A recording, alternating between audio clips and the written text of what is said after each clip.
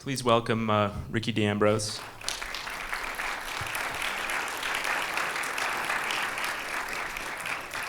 Sebastian Mihailescu. And Loukianos Moshonas.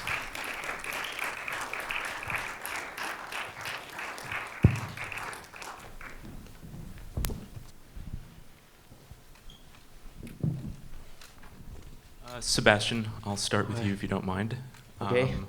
Your film is an adaptation of a Raymond Carver story, Are These Actual Miles?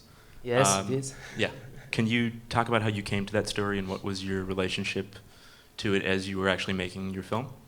Yeah, it actually is a personal story, but somehow it got reflected in in cover story as well. So I've got common points, and it's, I know somehow it was feeling so personal because I was in the same situation somehow, but in I know. Actually, it represented the middle class problems that I had in my couple with too many things we bought, and we cannot sustain all the payments after the crisis and everything. And we had to take a decision. And it was the same situation in the Carvers, even if it was written like, I don't know, 40 years ago or something, 50, 60 years ago, you know. So somehow I know it was personal. So. In the Carver story, it kind of benefits from having the internal monologue of its character that builds pressure, and it kind of gives you that sense of jealousy and mistrust. But instead, obviously you don't have any voiceover. You instead put these long static takes, and there's very minimal dialogue. Could you talk more about how you kind of guided your actors through those scenes and how you kind of timed them out? Yeah, actually this was the challenge, the adaptation, to adapt it, but in a cinematic in a cinematic way, you know.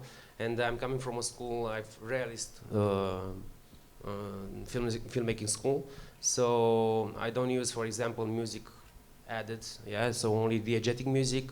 The source should be inside of the frame, or you know. Sorry. But the thing is that, yeah, the messages, the vibrations, yeah, and I had to translate it in a more visual way, like, and I've chosen these static shots because I know I've tried to represent exactly what's in the guy's mind. You know, it's realistic, observational, so it's purist kind of, but it's in the same time I try to be impressionistic, like, to create the mess inside his brain, and he's like a tiger inside of the house, you know, and all the things are coming over him.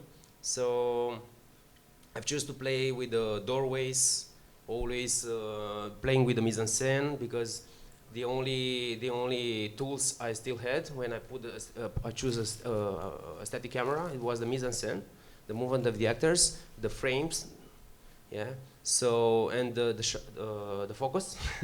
So I had only three tools left, you know, and the sound, of course. So, and the sound, it was created like Bresson was saying, like, to construct, to add more to the shot, you know, like it's like constructive editing. That plus that goes gives you like another meaning, like a C. You know? Ricky, your film actually has a lot of backstory, but you sort of relay it in very unconventional ways, essentially through the process of archiving, really. I'm curious to hear more about your process in crafting these invented texts that we see throughout the film. What level of research was involved, and how did you actually figure out where to place these to actually give this kind of beguiling shape of the film? Well, you're right. I mean, I first thought of this film because I was working for a while for the Susan Sontag Foundation as a research assistant. And it was at that time, maybe 3 or 4 years ago, that I learned about this Hungarian-born novelist named Susan Talbis, who was a friend of Susan Sontag's, who did drown herself off of East Hampton in the late 1960s. And she was married to a more established, or at least more established than she was, writer, theologian named Jacob Taubes. That was kind of the starting point of that, being an archivist and or research assistant and coming across all kinds of paperwork or a paper trail that could potentially be incriminating, coupled with this story of the drowned woman. But the process itself of making the newspaper articles, I mean, it was really a matter of keeping a clippings file of Washington Post and New York Times and New York Review of Books, letters to the editor, and very carefully and painstakingly mocking them up. And the script was written with certain sections in mind, that there would be a way to divide up or cut up the story or the narrative with these inserts. I mean, you have the inserts you see that the character sees in the scrapbook when he's looking through the evidence, so to speak, and then you have the other stuff that may not have anything to do with the scrapbook, like Cynthia Blumenthal winning the National Book Award. So those were different ways of, they became structuring pieces or structuring elements. Could you talk how what role the actual score that's presented in this film kind of structures the film and gives it its rhythm? Score, as in the... Well, yeah, the Stravinsky and Schoenberg. I wrote the film, or one of the founding images of the film was of this this character in front of a red wall with Stravinsky playing. I don't know why. I don't know why that was the origin of the film, but I, in a way, found a way to write around that. And the Schoenberg, the other pieces of music that you hear, there's a WQXR recording, a classical live recording of an opera. Those are things that weren't. I mean, there weren't things that I thought of when I was writing the script. There were things during the editing that I added that seemed to work at those parts of the movie. Loukianos, you acted in your film. Could you talk a little bit about your relationship to the other actors? I understand everyone is really a non-professional in this film. Yes. Well, it's a process that really comes from a life experience more than a classical process of fiction and casting. And I didn't think at all about this. It came very naturally. I had this idea of filming acquaintances of mine who are kind of upper class but don't really seem to be the cliche of it. And then I started renovating my apartment with my neighbor, who is the person you see in the film. And quite instinctively, I felt I had to do a parallel between the two. And we worked without, there really wasn't it was more like a treatment more than a script during shooting. And it's a film that was written more in the editing room, more than before. I mean, the writing was sort of very organic, and many choices were very important during the editing and not before. So it was a sort of, yeah. What prompted you to just start filming them? And was the main actor, Andy, that we see in the film, was he relatively receptive to acting? At the beginning he wasn't, but he understood himself that he has, that's why I'm kind of fascinated by him, and I have another project with him. He has an attitude of which he knows he has a cinematic face, or let's say he's a sort of dandy proletarian character who knows he has this attitude. I feel he has the attitude of someone who knows that I need him. So he sort of acts according to that. So that itself is I mean, I just wanted to capture that with him. that's why the scenes are so silent between us. We had many other scenes where we're very talkative, but it became too psychological, and I felt more the need to for the audience to listen to the people up on the rooftop and not down. So it's very much a dialectic about up and down rhythm, going up and down and up and down, up and down.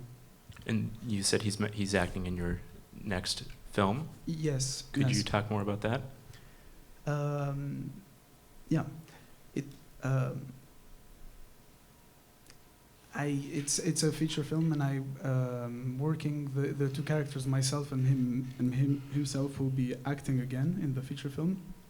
But I'm going to try to assume to assume or to no, it's in the French sense, assumer. It's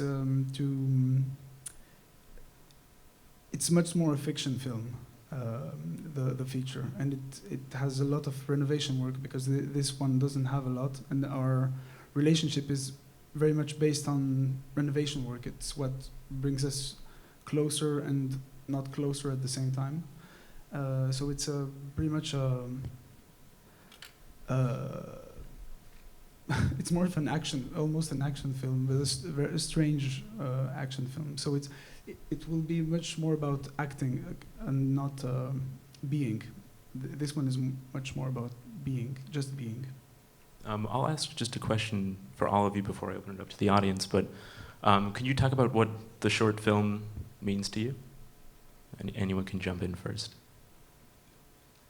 To me, I mean, this is the fourth I've made, and they've all been accidental. I mean, they've been occasions to try certain things out that I've always been, or at least for the past several years, thinking of using for a feature.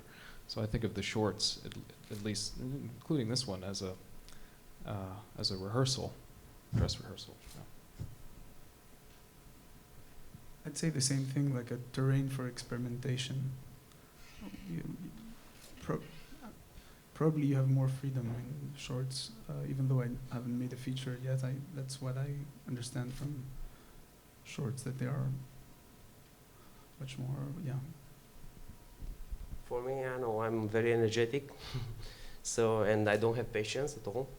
Only films, long shots. But I'm waiting. I cannot wait to see an idea from my brain, to transpose it somewhere.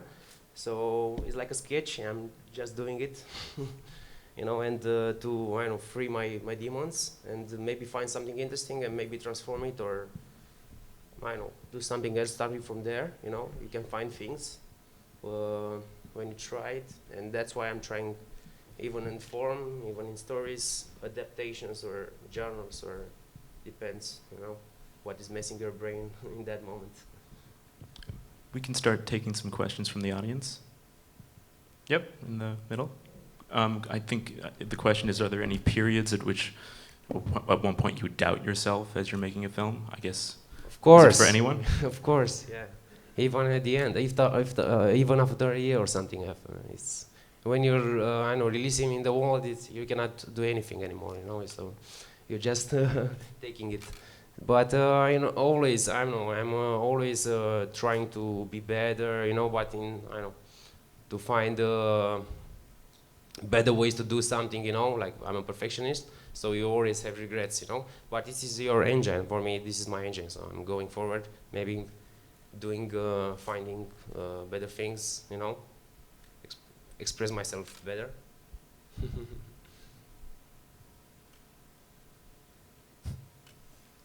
Ricky, any doubts? 8 a.m., noon, 8 p.m. No, I mean, really, the whole thing is filled, at least for me, I don't know about both of you, but I mean, just from when you're conceiving something and the pressure to, when you're turning it into a script, for it to kind of match the standard you set for it. And then you're making the film, and then there's another standard you try to reach. It's always this summit that's moving farther and farther up.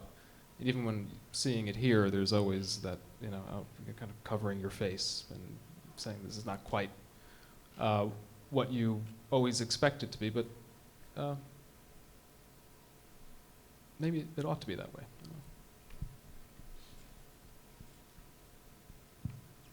Yes, in the back right there.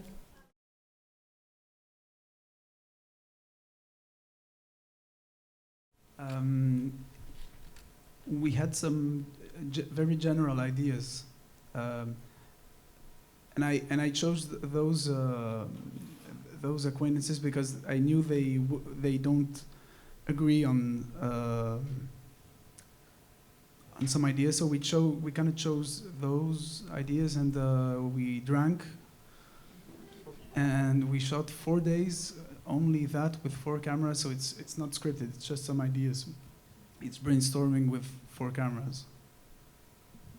Yes, in the middle.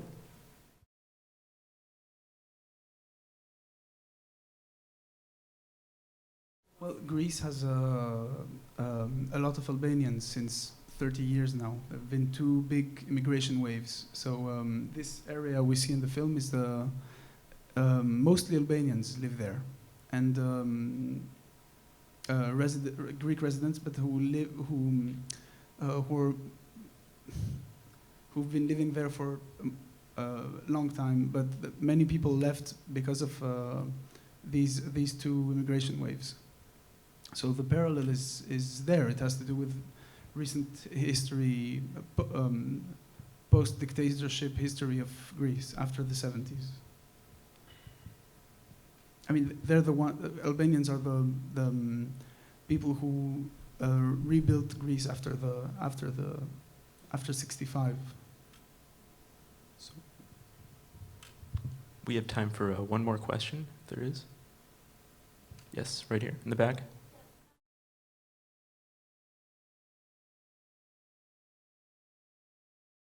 Well, it's a film I'm shooting this year. It's about the consequences of a disappeared character on a kind of small group of people, and the disappearance coincides in a way with the discovery of an incriminating, not necessarily scrapbook, but parcel of paperwork about a demagogue, relating to a demagogue who has died prior to the start of the film, and how that is something that eclipses or runs parallel to the search for this guy who's disappeared.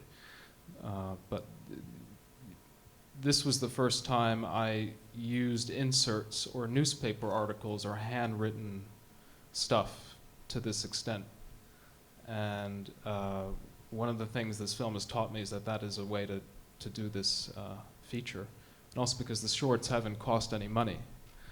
I mean, I can call each short I've made my one room in an apartment, because they really are shot in one room in an apartment. And I think it's also a very efficient and economical way to tell a story with on-screen text. You could do one more question if there is one. Yes, way in the back.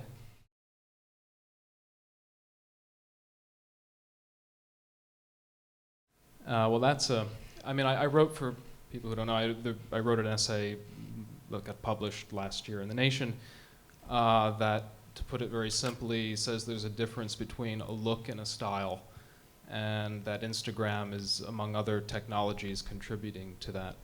But because I've shot a film, or 4 short films, on a Canon 60D, which is a kind of consumer HD photo camera and HD video camera, it is always something. And because I do all the color myself, that I'm always thinking about is, does something look filtered? Does something look as though it's been put through a template? I mean, that's kind of a larger stylistic or aesthetic problem that could come up during editing or color correcting, but not necessarily during the filming itself, because I tend to have a very clear idea of what the films will look like when I'm writing them. If that answers your question, yeah. Was there a question over here? Yeah, sure, one more.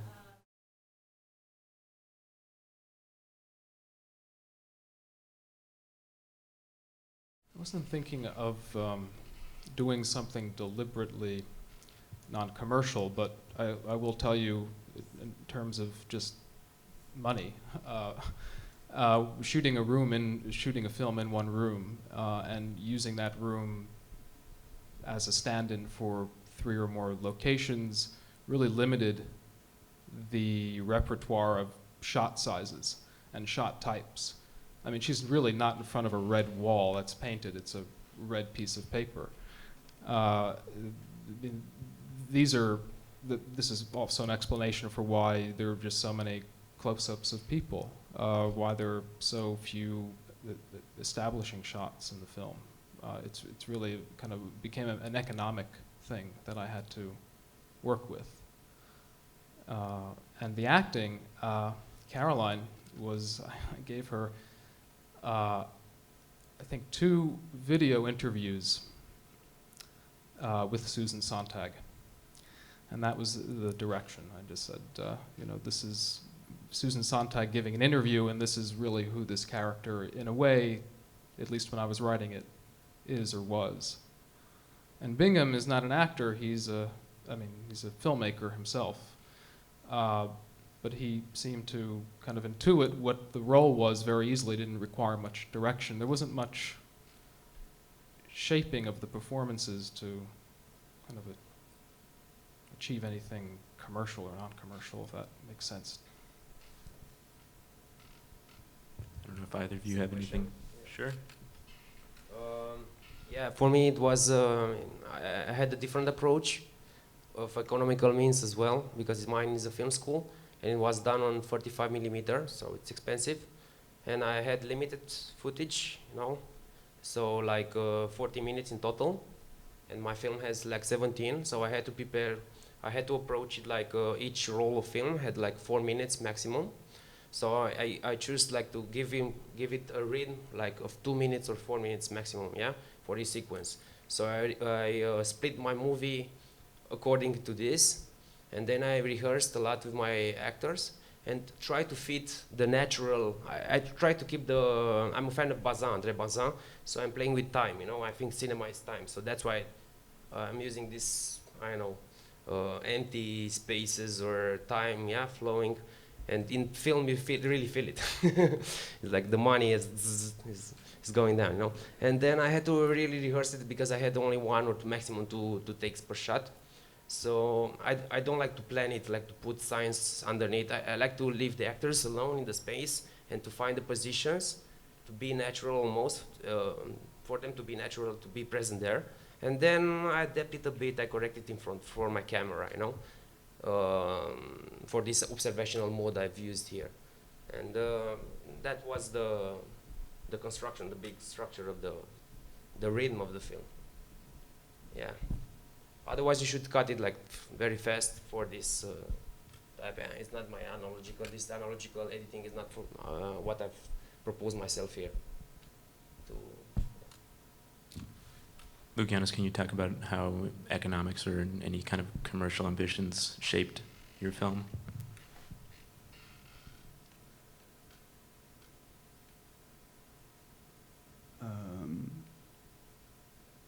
I really wouldn't know what to say. We did it with some money. It cost I don't know, 25,000-30,000. We chose this camera because of filming with 4 cameras. But other than that,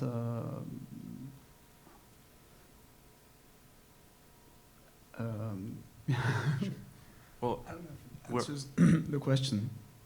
If it answers the question. Yeah, sure. And unfortunately, we kind of have to wrap up anyway. But Ricky, Sebastian, Loukianos, thank you so much for coming and presenting your work. Thank you. Thank you.